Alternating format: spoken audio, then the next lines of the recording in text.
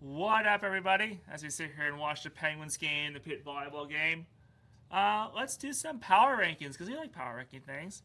And so with this one, it's gonna be like a collaborative power ranking, kind of. But we'll have some fun with it. We're gonna rank Pittsburgh head coaches right now. Where would you rank all the Pittsburgh sports head coaches right now? So we have 8 names on here. Mike Tomlin with the Steelers, Dan Muse with the Penguins, Don Kelly with the Pirates, Dan Fisher with Pitt Volleyball, Rob Vincent with the Riverhounds. I went with Rob Vincent because I still don't know what's going on with Bob Lilly. I looked all over the internet to see, is he let go? Is he back from administrative leave? Is he still on administrative leave? I don't know. So we went with the guy that won the championship. Was he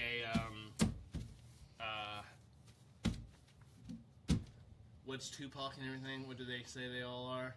They're fake. Oh my god. What I don't think so. I can't think of it. Help me. I'm not going to do that. But anyways, and we got Pat Narduzzi with Pitt football, Jeff Capel with Pitt basketball, and Drew Joyce III with Duquesne men's basketball. All right, so coming in at number 8. Who do you have at number 8? Hold on. What are you looking up? You go first. My number 8? Yeah. You want me to go first? My number 8 right now is Jeff Capel with Pitt basketball. You can't lose to teams that you lose to like Quinnipiac and UCF. You just can't do it when you're expected to be a top tier Power 4 conference program. And they've underachieved all except 1 year with Jeff Capel as the head coach. So right now, as things stand, I would say Jeff Capel is my number 8. Okay. I didn't listen to much of that. I know you didn't. You I'm never going to pick do. Jeff Capel for my number 8. I didn't hear who you picked. Sorry, that's bothered me. Yeah. Who's your number 8? Jeff Capel. All right, fair enough. I said that was the easiest one for me. Yeah, Right now. Yeah, Pitt, and they just lost with the Hofstra. Yep. They lost Quinnipiac. early to Quinnipiac. Yeah. Yeah, so terrible. You can't. You've underachieved with him every year except for 1. Mm-hmm. Yeah. All right, number 7. Pat Narduzzi. I think. I'm curious for your reasons on this I one, think actually. that last year we started 7-0, Yeah. and Didn't win another game. Right, didn't win another game. This year, I think we were up and down. I think we lost some bad games. Mm-hmm. Some games that we were big on. We thought we could beat Notre Dame. We thought we could beat Miami. Yeah. Got spanked by both of them. And I think some of that has to do with coaching. I know injuries happen, but I also think, besides the ACC championship, I know he gave us one of those, but it's your whole right. It's right now. It's not what you did in the past. Yeah. So yeah, that's why I have him at 7. My number 7 is going to be Drew Joyce III with Duquesne men's basketball, simply because he hasn't been there that long. But But he has an A10 championship, right? Or was that the previous? that was the coach? previous guy. Okay. That was the previous guy. So he's been there for a year, Yeah. and they went to the NIT last year, I believe. I believe. I think they're 6-4 right now. Yeah, they're not. Exactly. He's number 7 because it's Well, still see, early. that's why I asked you. I said, how can you rank them if it's this early? Yeah. But- I mean, you're not going to rank him high, obviously, but he is right now. I ranked him higher than 7. Especially since I'll be very curious to see how he does this year because they have a former Pitt player playing for him right now in John Hughley, who is now playing for Duquesne. Mm-hmm. So if he gets something out of Hughley, and Capel didn't really get anything out of him, then he really deserves to be ahead of Capel right now. Yeah. But number 6. Don Kelly. Okay. Pirates. Still, only been there for half a year. I like what I see from him. That doesn't mean the team. Doesn't mean the whole Pirates organization. Are they trying to make free agency signs? We'll see. But I like him. I've liked him as I wanted him to be our coach 2 years ago. They finally listened to me.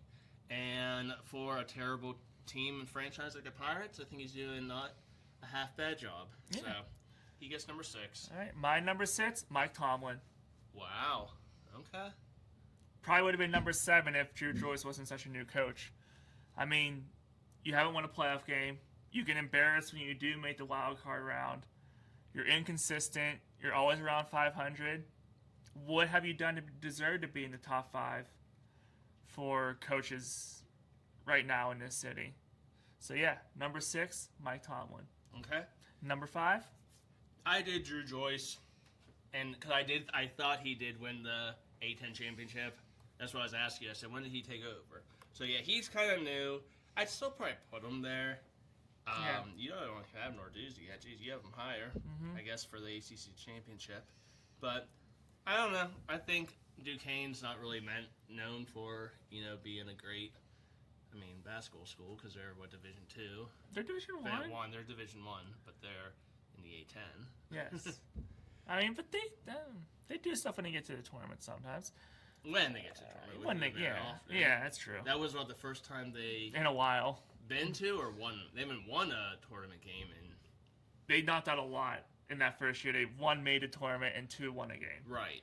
So, and I thought that was him, so that's why I'm at 5. But I'll keep him at 5. Number 5, Don Kelly. Sort of like the same reason as you. It seems like the players like everyone says with Tomlin, the players want to play with him, but do they? I think with Kelly, I think the players actually want to play for him. I think so. I'm willing to see what his first full year as manager of this Pirates team does, especially if they're truthful and actually go out and spend some money in free agency and make some trades to bring in some talent to help them get better. I'll be very curious. But yeah, for now, he's number 5. Number 4? Number 4, Mike Tomlin. Okay. Yeah, I'm surprised you didn't have him lower. Yeah. Than I did. Heck, he's been the coach since 07. Yeah, I was trying to think. 07 and 07, 08, and never had a losing season. Yeah, okay. His message is getting stale. I think he's still a good coach. Yeah, okay. That's fair. Message is getting stale, and honestly, I think he's proud. If he just let go of some of the responsibilities, I think we would be a better team. I really do. All right. But he's 4. But some of the new coaches are ahead of him that have only been around for a little bit. Yeah. Number 4 for me is Pat Narduzzi. He would probably be in top 3 if the results were there. He gets talent. He gets the most out of his talent. He's finally got a good freshman quarterback for the first time since Pickett. And yeah, if the results are there and he gets back to ACC championships and in college football playoff discussions more consistently, then yeah, he definitely moves into the top 3. But right now, he's just on the outside looking in. Pat Narduzzi at number 4. Number 3. Dan Muse. Okay. You haven't been higher than that, jeez. He just came on board this year.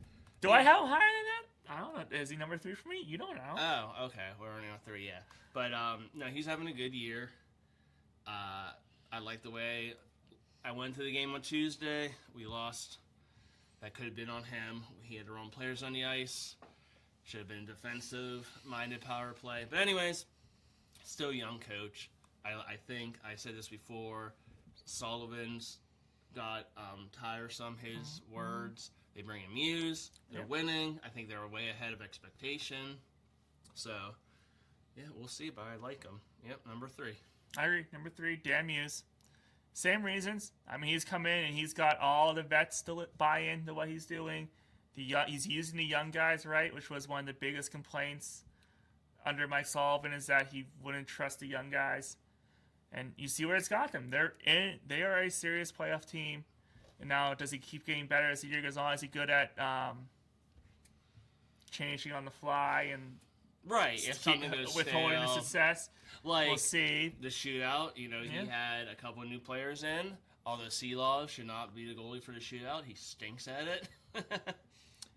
Right now, he's number 3. So number 2, I'm very curious to see what we do with our 2 because we had the same people left. Yep. Who's your number 2? Rob Vincent. I agree. I'm just gonna say it right now. I agree. Just because, the Riverhounds won, but he did just come on. Did they win because of him? Were they destined to win?